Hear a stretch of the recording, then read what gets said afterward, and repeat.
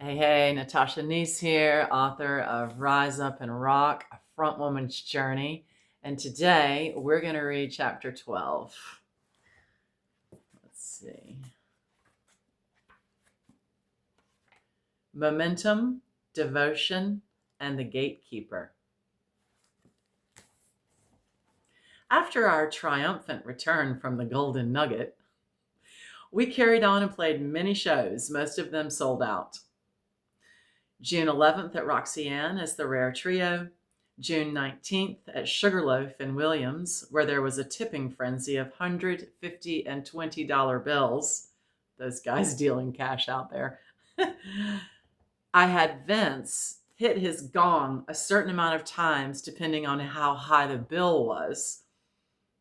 It was a classic crowd engagement moment, and I'm glad to have that on video. July 11th, we played Basin Brew and Q in Klamath Falls. July 17th at Jackson County Fair in Central Point. And June 24th, we were back at Jackson Wellsprings.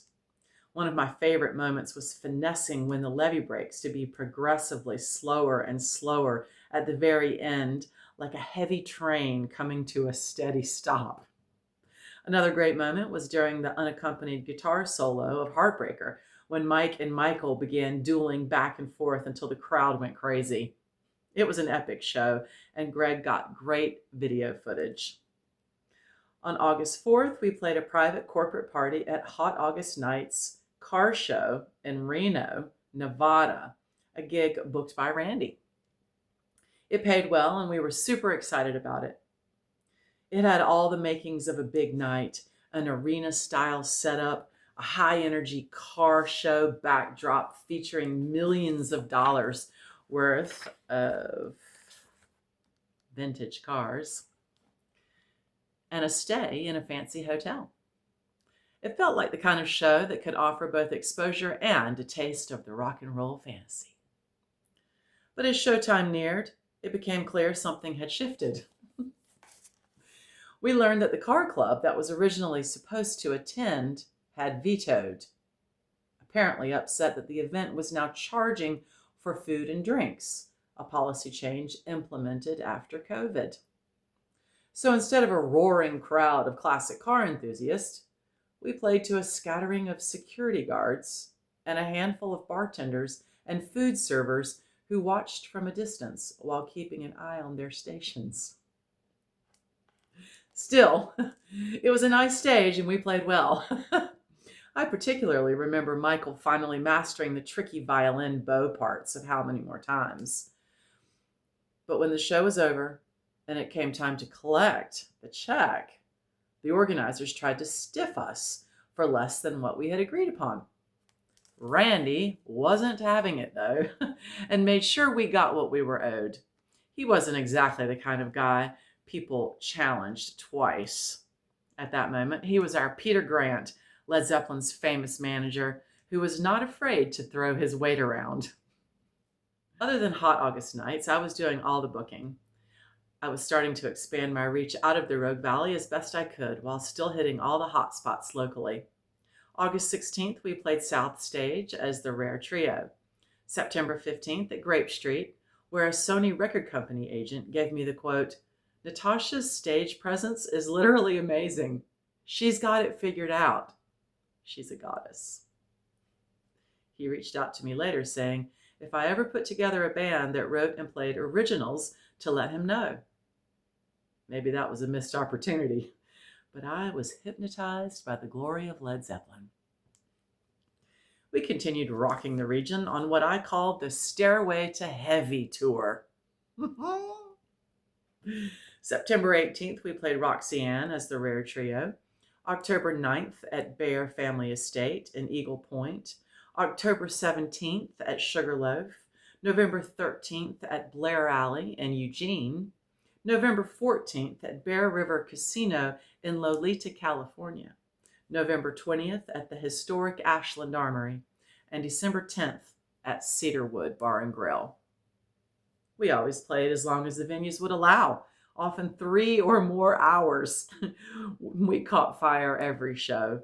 My voice seemed to get more and more warmed up the longer I sang, and I felt stoked to be flanked by these two powerhouse players, Mike and Michael. I could stand tall and really let myself go. As Robert Plant once said, I don't know how much more expressive you can get than being a rock and roll singer.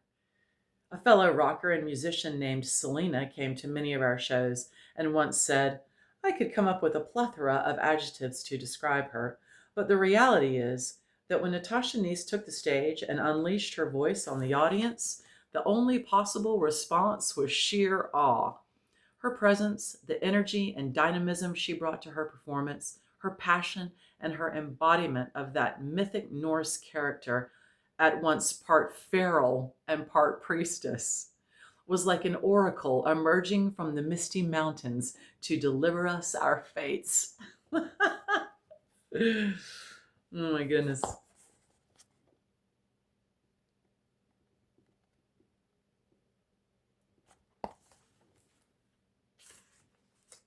I was thrilled to be gaining so much singing experience.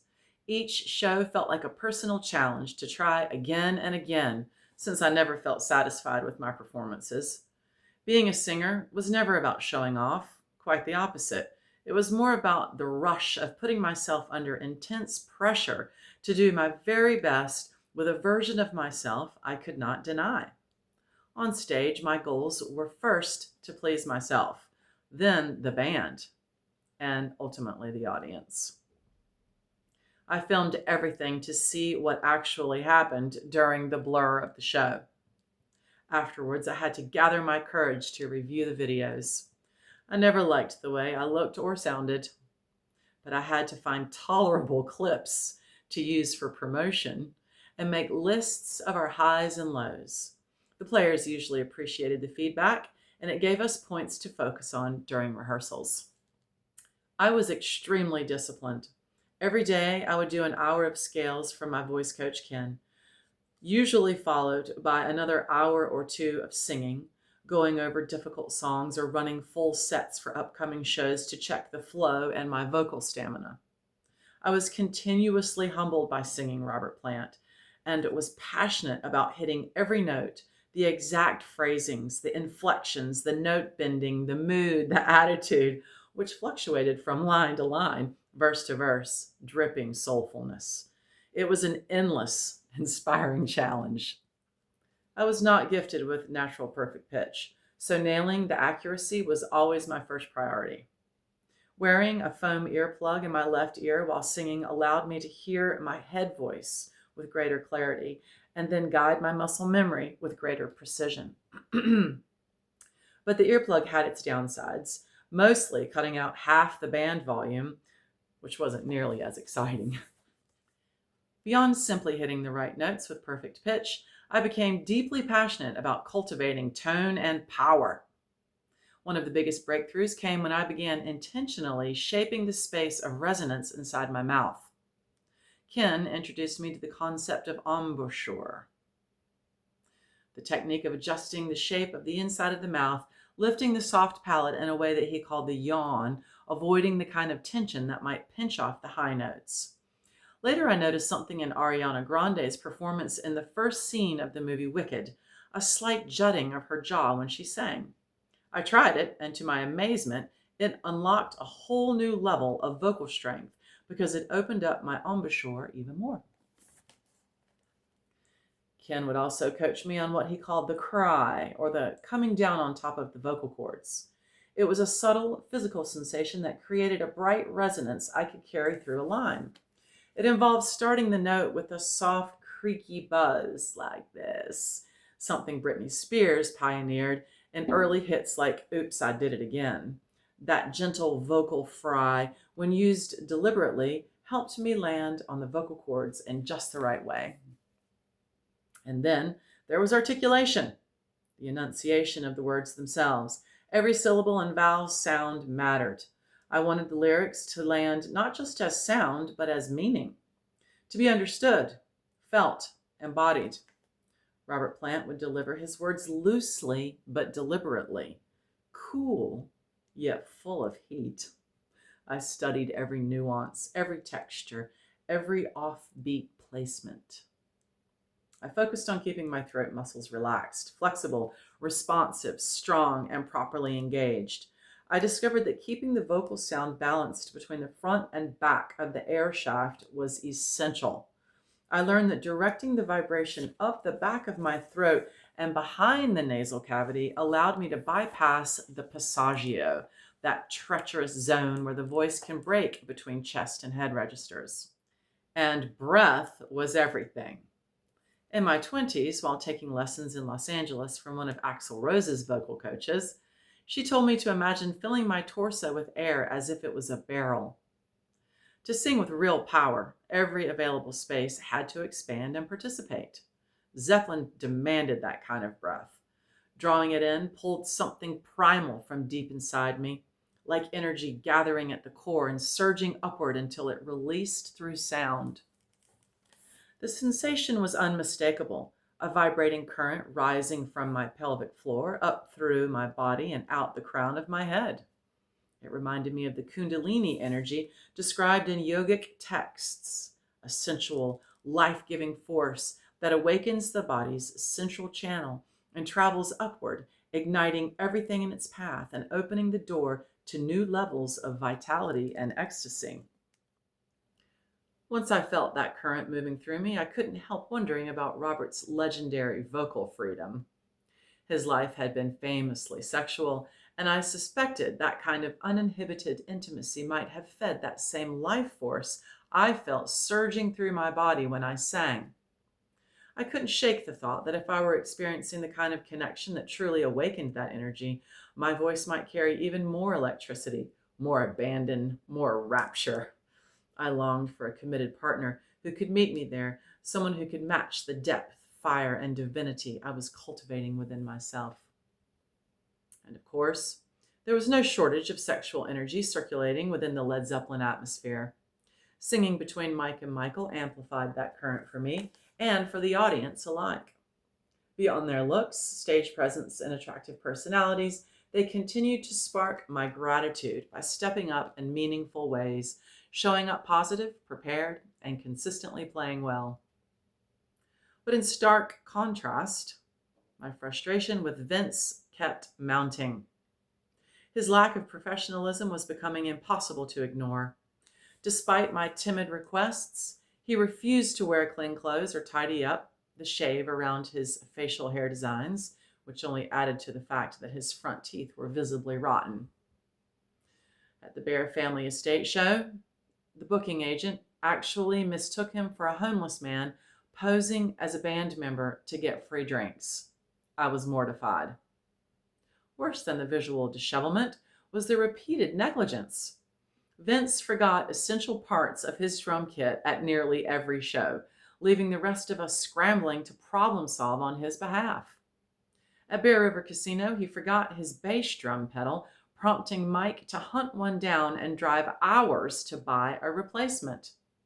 At the Ashland Armory, he arrived late and without his snare drum, which delayed our sound check for hours that I was paying for. Each time I swallowed the bitter pill of frustration, chasing it with a dwindling cocktail of compassion. Part of me genuinely felt sorry for him. He didn't seem particularly bright, and I imagined he must have felt embarrassed. But there comes a point where unspoken tension corrodes the foundation, and I knew I had to say something, not just for myself, but for the sake of the band. At Bear Family Estate, while Mike and Michael, who were already set up, drove off to retrieve Vince's gong stand, I seized the opportunity. With Vince left behind to assemble his drums, having arrived late, I mustered the courage to speak with him away from the others so as not to embarrass him. I chose my words carefully, as always, suggesting a way to organize his equipment so that he wouldn't forget anything. I did my best to meet him with care, not criticism. But instead of listening, he puffed up and, towering over me, snapped, "If you don't like the way I'm doing things, I can leave right now." My mind went blank. I was shaken. Thankfully, Randy overheard the exchange from a distance and stepped in with a strong protective energy. "Hey, that's no way to be," he said, cutting through the heat with his authoritative tone. Randy was no small man either, with a strong voice and plenty of experience dealing with guys in bands. I immediately walked away as Randy continued to scold him.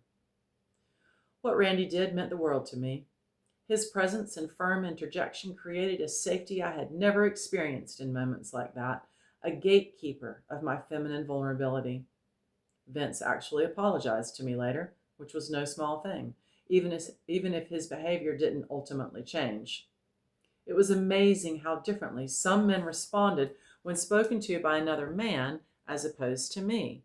If I had said the exact same words Randy said, Vince likely would have packed up his gear and walked off the gig in a blaze of indignation. Bullies will bully when they sense a power imbalance, especially in a one-on-one setting where no one else is there to witness or hold them accountable. And in those moments, when it's just me and one other guy, there's a silent gamble on how much backlash my truth might cost me. I was far more likely to be intimidated than heard, and they knew it. That unspoken power differential left me caught between keeping the peace and protecting my vision. It was a balancing act that wore on my spirit and was the most difficult aspect of the entire Living, Loving, Led journey. Here's Randy.